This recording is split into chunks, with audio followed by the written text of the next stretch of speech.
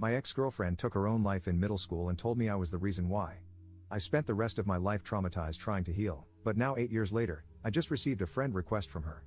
Posted by you/the_drunken_otter. In 8th grade, I, 21M, met this girl, North. She was in my band class, and the two of us hit it off. I asked her out on a movie date, and from there, we became boyfriend and girlfriend. She was my first girlfriend, and things were going alright, until her dad got a new job across the country in California. North moved away, but we decided to try long-distance dating through our freshman year. We were not built for long-distance dating. I couldn't protect her from bullies, hug her when she was crying, or tell her it was going to be alright when she told me about her depression. We got into arguments about God knows what but decided to keep the relationship going because her dad was trying to transfer back closer to our hometown. That was until she stopped texting me around Christmas, and her sister sent me a funeral program and asked me to come to California. North's sister told me that she had taken her own life because the bullying had become too much and that I wasn't there for her when she needed me. It broke my heart that I couldn't go to California for the funeral, and for the past 8 years, I've mourned her loss. I spent my entire high school career trying to rebuild myself from all the damage. I went to meetings for people who had lost family members and loved ones. I went to therapy for 4 years to help process the loss. I had to learn how to become dependable because I didn't want it to happen again. And after working on myself for 4 years, I asked out one of my classmates, Lucy. We started dating at the tail end of our senior year and are about to celebrate our 4-year anniversary in April. Last night, I got a notification from Facebook saying that I had a new friend request. I opened the app and found out that it was from North. She looks older, but there's no denying it, it's her. There are pictures of her as an adult with her fiancé and her newborn daughter. I spent 8 years of my life believing that she was dead, but here she is, with undeniable proof that she has been living a great life without me. My stomach is in knots, my heart is sinking to the ground, and my mind is racing, trying to figure out what happened and what I should do. Do I accept the friend request? Do I ignore it and try to move on? I feel completely lost, and it feels like my entire life has been a lie. I've spent the entire night looking at pictures of her and her family, floored that she would do this to me. Relevant comments. Commenter. That is wild, I'm sorry to hear that. Have you ever Googled her name in those 8 years, and did nothing about her ever come up? Did you follow her on any social media when you were together, and did all those accounts simply stop updating? Did those accounts have an in memoriam post or anything like that? Ops response. She's always been coming and going with social media. She'd make an account, stop posting for 6 months, then make a new one whenever she wanted to restart. I have tried Googling her, but she shares a name with a UCLA professor, so UCLA is the only thing that comes up after miles of scrolling. Commenter 2. So, I don't know if it's the healthiest option, but I would 100% want closure. Accept the friend request and send her a message saying how happy you are to see that she's alive since you were under the impression she had committed suicide. How thankful you are that it was a lie and that you're happy she's clearly in a better place. Do not accuse her of anything. If you feel inclined, let her know that her death led to you dedicating a part of your life to being the person you felt she needed at the time. Let her apologize if she does, don't feel inclined to accept it, and feel free to let her know that she caused a lot of hurt. I wouldn't engage beyond finding closure, and I 100% would block her after getting it. Ops response. I do want closure, but I don't want to chase it with how stirred up I am right now. I don't know if I'm happy that North is alive. Don't get me wrong, I don't wish death upon her, but I feel upset that she would do that. I dedicated a third of my life to her, and now that dedication feels like it's been ripped from underneath me. A part of me is happy that she's alive, but I'm also angry, devastated, and heartbroken that I wasn't the person she could simply talk to, that I was such a little crap that it was easier to fake her death than to break up with me. But so much has changed for me because of this. I'm happy with how my life is turning out, but so much of that came from wanting to do right by her memory. And now it's just, I don't know what it is, but I know it sucks. Update same day. Thank you to all who have responded. I want to get to each and every one of you, but for now, I hope this update will do. For now, I have decided to wait until Lucy gets home from work before I make any decision on whether or not to accept the friend request.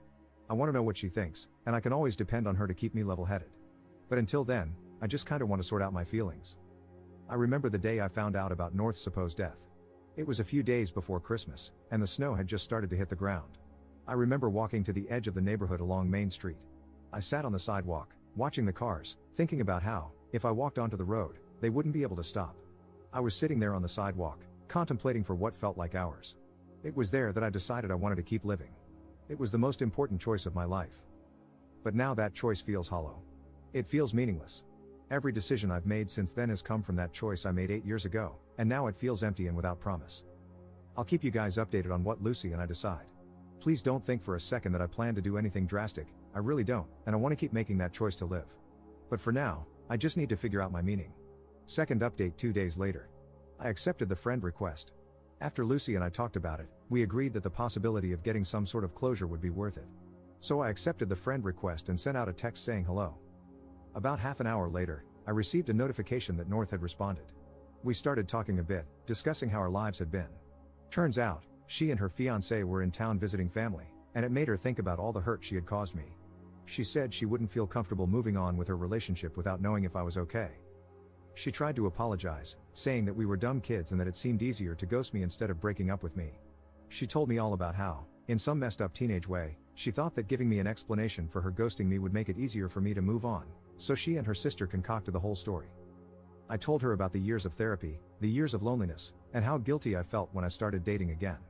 I told her how I used to think she was the one for me, even through the nights of arguing, and that she had hurt me more than if she had just thrown me away. And I told her that, in some weird way, I'm thankful to her. Her death changed me for the better, and I would not be the man I am today if it weren't for her. I then texted, having said that, I will not accept your apology. It's a shallow attempt to free your guilty conscience before you get married. If you were really sorry, you would have said something sooner, you would have apologized sooner, or you wouldn't have done it at all. You took the coward's way out, and I do not forgive cowards.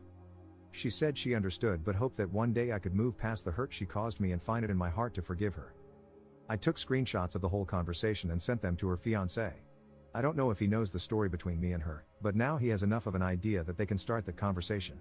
I hope they figure out how to move past it. After all, they look very happy together, and the mistakes of a teenager shouldn't affect her current life. However, I'd be lying if I said there wasn't a part of me hoping it crashes and burns. I know this is not the update some of you wanted. Some of you really wanted me to bully my way through the conversation or play mind games to mess with her. But that is not who I am, nor is it who I want to be. On the bright side, I can now truly move on from the relationship that cost me 8 years of my life and put the whole story of North behind me. Thank you to everyone who helped me find the courage to face this head on, thank you to everyone who sent kind words, and thank you to the guy who DM'd me the number for the sewer slide hotline. I won't need it for the foreseeable future, but I appreciate it nonetheless. Notable comments. Commenter. All of that seems just so unnecessary. I want to break up with him, but I'm a coward, so I don't want to tell him directly. So, I'm just gonna ghost him because that's easier than breaking up with him. But I want it to be easier for him to move on, so I'll have my sister create a funeral brochure and make up a lie about me killing myself. But we're also going to blame him for not being there to protect me, so much for sparing his feelings, I guess. I'm also going to invite him to my non-existent funeral, and phew, thank God he didn't try to come at all, that would have been really awkward. Commenter 2. There is 0% chance that the intent was to make it easier for him to let her go. It was to hurt him because she was mad at him. She was mad that he could not be physically present. That's why her sister said she killed herself, because he couldn't be there for her. Her coming forward and apologizing was an act of self-preservation. She was visiting her hometown with her fiancé, and if they ran into each other, it would cause quite a scene. She needed to make sure she smoothed things over before that could happen. She is a malignant soul.